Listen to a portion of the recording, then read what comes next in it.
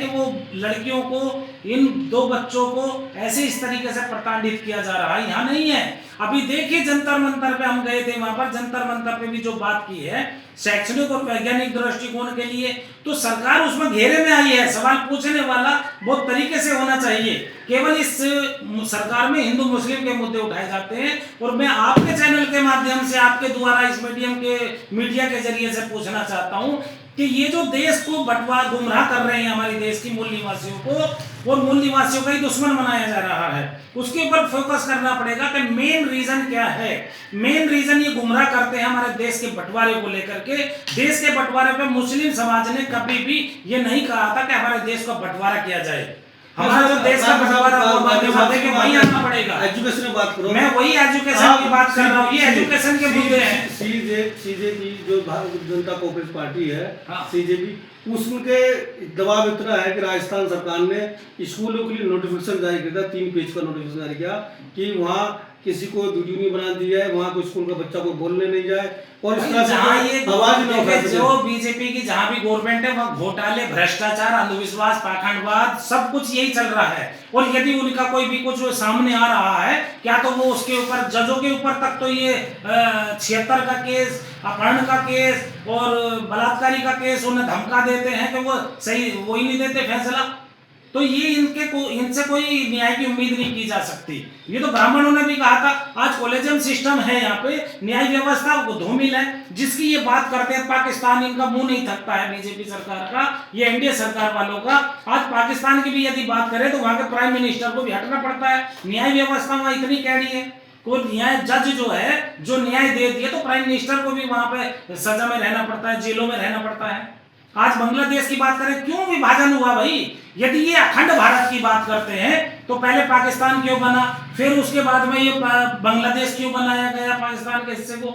ये एक बहुत बड़ा षड्यंत्र है, क्योंकि मुस्लिम समाज जो है समता, समानता, न्याय, बंधुता और स्वतंत्रता की बात करता है। इन्हें ये पसंद नहीं है। इनका जो भी कोई ग्रंथ है उसको पढ़ करके देख लो, ये तो पशु, ढोर, नर, नारी और सब ताड़न के अधिकारी है, तो इस मुद्दों पर चल रहे हैं। क्योंकि मनुवादी लोग हैं, 10% के 3% के लोग हैं, और 3% के लोगों ने पूरे देश का हाहाकार मचवा रखा। और पैसे हमारे जनता के दोष से फिर होने वाले हैं, पाकिस्तान के दोष से फिर तो भारत का कौन सा ही जोड़ने वाले हैं? भारत को भी तो तोड़ रहे हैं, गृह युद्ध कराने के फिराक में लगे पड़े हैं। ये षड्यंत्रकारी है 2-3% के लोग, और ऐसा षड्यंत्र कर रहे हैं कि पूरे देश को बर्बाद करने पर लग रहे हैं। अब ये हिंदू मुस्लिम का मुद्दा, वो मुस्लिम लड़कियां थी, चाहे पश्चिमी बंगाल में ले लो, चाहे उत्तराखंड में ले लो, और उनके ऊपर कितना अत्याचार हो रहा है। अभी ये जो सीजेपी का आप बतला रही हो, इस पर जितने भी मुस्लिम लड़कियां, लड़के, बच्चे दिखाई दे रहे हैं, उनको जो है जेलों में ठूस देते हैं। अफसोस की बात है कि हमारे वहां पे जब ये कौन सा जामिया मिलिया इस्लामिया डिग्री कॉलेज जो है, उसके जो बच्चे थे, उन्होंने CNRC की जो मुद्दे उठाए थे, आज तक जो है उनको बरी नहीं किया गया, उनके केस की सुनवाई तक नहीं हुई है, उनको ट्रायल पे नहीं लाया गया है। ये सिस्टम इतना बेकार हो गया है, धूमिल हो गया है। और न्याय व्यवस्था केवल मुस्लिम के अलावा कोई नहीं, और मुस्लिम सबसे बड़ा देशभक्त है। तिरंगा यात्रा को देखो, जो 15 अगस्त पे घर घर तिरंगा, सारे में तिरंगा दिखाई देता है। कहीं भी मोटरसाइकिल देख लो, बच्चों के हाथों में देख लो। और जब हम जाते हैं शास्त्री नगर या गैर मुस्लिमों के इलाके में, घूमो ना चल करके, वहां एक भी तिरंगा नहीं था, किसी के घर पर नहीं था। मैं कहता हूं नहीं था, किसी के हाथ में नहीं था। इन्होंने ढकोसला किया, और 14 तारीख से पहले यात्राएं निकाली बीजेपी ने कि भाई तिरंगा यात्रा, तिरंगा यात्रा। इनके मुंह में कुछ हो रहे और षड्यंत्र कुछ हो रहे। ये एक अपने धर्म का बनाना चाहते हैं। यदि आप जाते हैं 1947 में, उससे पहले भी जाते हैं कि देश का बंटवारा करने में इन्हीं लोगों का, हिंदू महासभा हो, हिंदू के नाम से जो भी संगठन है, इन लोगों ने किया। गोलवरकर है इसके सारे जिम्मेवार, सावरकर है इसके जिम्मेवार। मेरा सवाल है कि एजुकेशन का जो स्तर लगातार गिर रहा है और सरकार करीब बढ़ रही है, तो उस एजुकेशन स्तर कैसे सुधारा जाए? मान्यवर, ये बहुजन मुक्ति पार्टी आएगी, 100% का जो है आरक्षण होगा, लोगों को 100% की गारंटी हम देते हैं।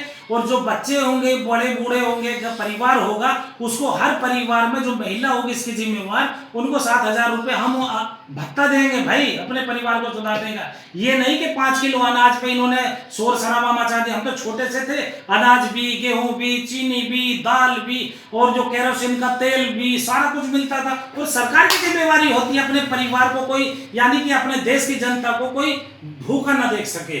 और ये आज जो है 5 किलो अनाज पे बहुत बड़ी तोप बन रहे, अपने बाप के घर में से दे रहे क्या? पूरी जनता का टैक्स जा रहा है। और एक टैक्स नहीं, 14 नहीं, 15, 16, 17 टैक्स, तरह के टैक्स जाते हैं। 2,500 तो इसे दिल्ली सरकार भी दे रही है फिर महिलाओं को। अरे क्या दे रही है वो? अभी देखो ना वहां पे इन्होंने क्या करा, घोटाला वहां पे सब कुछ इस तहस नहस कर रही है, लॉलीपॉप दे रहे हैं और उसके बाद में फिर जनता के ऊपर ऐसा क्या थोपते हैं। गारंटी आप लॉलीपॉप नहीं दे रहे? 7,000 नहीं भाई, हम 100 रुपए के स्टाम्प पेपर पे लिख करके देंगे और जो लिखम देता है वो वक्तव्य नहीं होता है। हमारे यहाँ जुमलेबाजी नहीं होती है भाई, ये जुमलेबाजी नहीं होती है मान्यवर। बहुत बहुत शुक्रिया कादिर साहब, क्योंकि आज एजुकेशन बात कही वीडियो लगी। अगली बार फिर देश के विभाजन पर हम बातचीत करेंगे। आप हमारे साथ जुड़े इसके लिए बहुत बहुत शुक्रिया। जो दर्शक इस वीडियो को देख रहे हैं वो कमेंट जरूर बताएं कि वाकई एजुकेशन सिस्टम सुधारा जाए, जो सिस्टम है वो क्या वाकई सही है। बहुत बहुत शुक्रिया। Thank you.